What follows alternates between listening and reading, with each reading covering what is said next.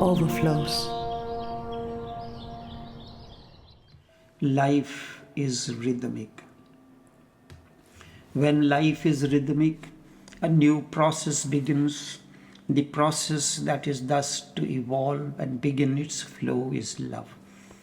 The stream of love flows turbulently all along its way as it passes through various psychocenters. This process of flow continues until it is ready to dissolve in the eternal ocean of existence, be the medium to bring light, be the landscape to provide its heart for the stream of love to flow. In somebody's dark life, risk your life for the one in need. A flowing stream nourishes the soil. Myriad plants grow and bear infinite flowers. Remember, love does not try to conquer people, rather nourishes their hearts and provides fertilized soil for awareness to blossom and spread its beauty, fragrance, and luster. But the basic fallacy that you are carrying within you is that you always loved somebody. This is one of the most significant things about human beings. Their love is always for somebody. It is addressed. And the moment you address your love, you destroy it. It is as if you are saying, I will breathe only for you. And when you are not there, then how? How can I breathe? Love should be like breathing. It should be like the quality in you. Wherever you are, with whomever you are, or even if you are alone, love goes on overflowing from you. It is not a question of being in love with somebody. It is the question of being loved. People are frustrated in their love experiences, not because something is wrong with love.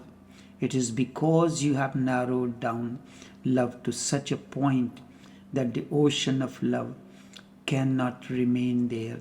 You cannot contain the ocean. It is not a small stream. Instead, love is your whole being. Love is your godliness.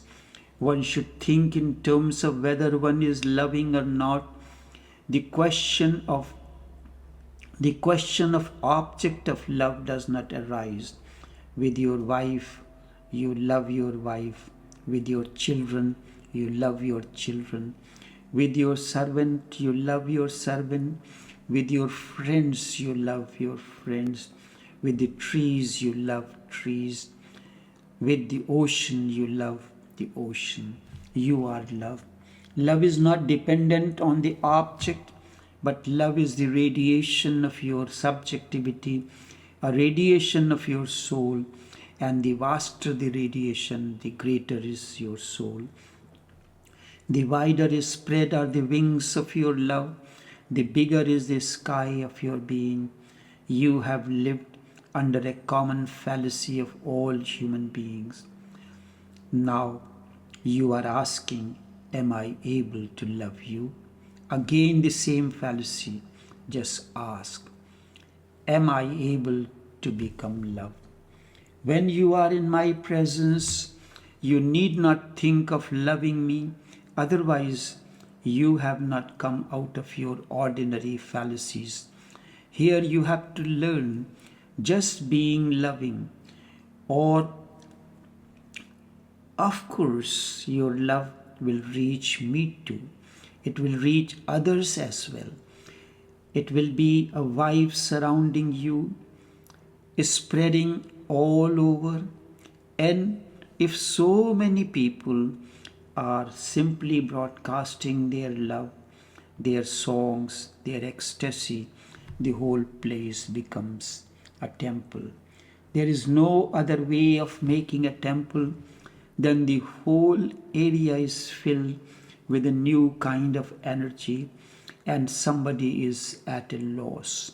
because on you is showering the love of so many people, on each single person, so many people's love is showering. Drop that fallacy. And because of that fallacy, another question arises in you. Or has life brought me to the point where happiness in love does not happen anymore? Life is nothing but an opportunity for love to blossom.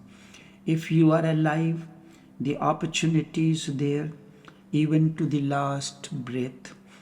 You may have missed your whole life, just the last breath, the last moment on earth. If you can be love, you have not missed anything, because a single moment of love is equal to the whole eternity of love. Love, truth, bliss, there is intrinsic core in them. They need to be shared. They are not sufficient unto themselves. Sharing is part. Sharing is part, but they are not possessiveness. But they are not possessive. The reason is totally different. The reason is that love basically gives freedom. It gives freedom to oneself. It gives freedom to others. A love that becomes a bondage is not love. It is lust. It is animal. It is not human. Love gives freedom. Then it becomes human, but still it is a kind of relatedness. There is one more dimension of love. In the first, love is a biological need. In the second, it is the psychological sharing. In the third, you are love. In the first, it is relatedness, a possessiveness. In the second, it is relatedness, a friendship, a friendliness. In the third, you are love itself. Your very being is love. You radiate love. Only then has love come to its crescendo. It has achieved the ultimate, the last. You can call it godliness. What is love? Still you want to know? It all depends. There are as many loves as there are people.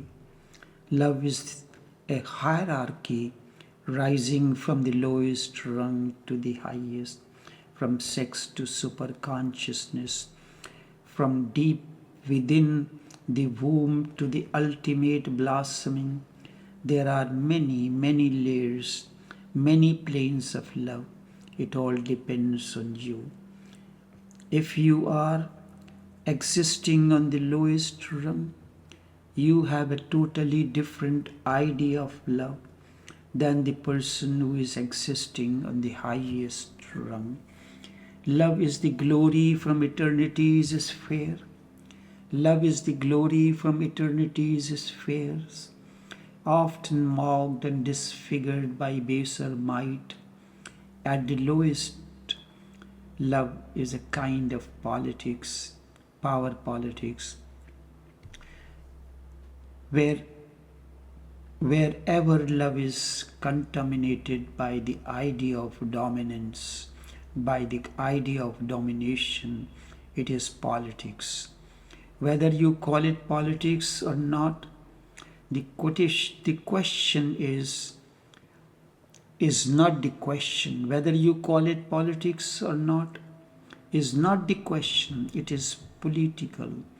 And millions of people never know anything about love except this politics. The politics that exists between husband and wives, between boyfriends and girlfriends, it is politics. The whole thing is political. You want to dominate the other and you enjoy this domination. The moment's thought inspired the passing act. A word, a laughter sprang from silence breast. A rhythm of beauty in the calm of space. A knowledge in the fathomless heart of time. A knowledge in the fathomless heart of time. All turn to all without reserves recoil. A single ecstasy without a break. A single ecstasy without a break. Love was a closed and thrilled identity. Love was a closed and thrilled identity in the throbbing hearts of all that luminous life.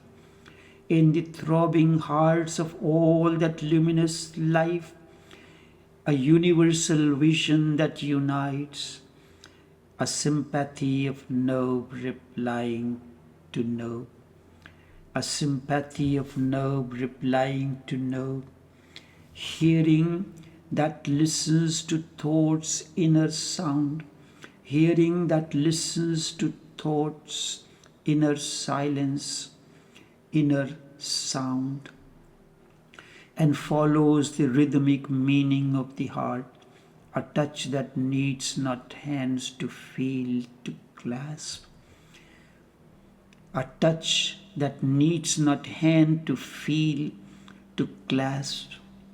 Were there the native meanings? Were there the native means to consciousness? Were there the native means of consciousness and heightened the intimacy of soul with soul? And heightened the intimacy of soul with soul, a grand orchestra of spiritual powers, a grand orchestra of spiritual powers, a diapason of soul interchange, harmonized a oneness deep, immeasurable, harmonized a oneness deep, immeasurable. In these new worlds projected he became. In these new worlds projected he became a portion of universal gauge, a portion of the universal gauge, a station of all inhabiting lights, a station of all inhabiting light, a ripple on the single sea of peace, a ripple on the single sea of peace. His mind answered to countless communing minds. His heart answered to countless communing minds. His words were syllables of cosmos speech. His words were syllables of cosmos speech.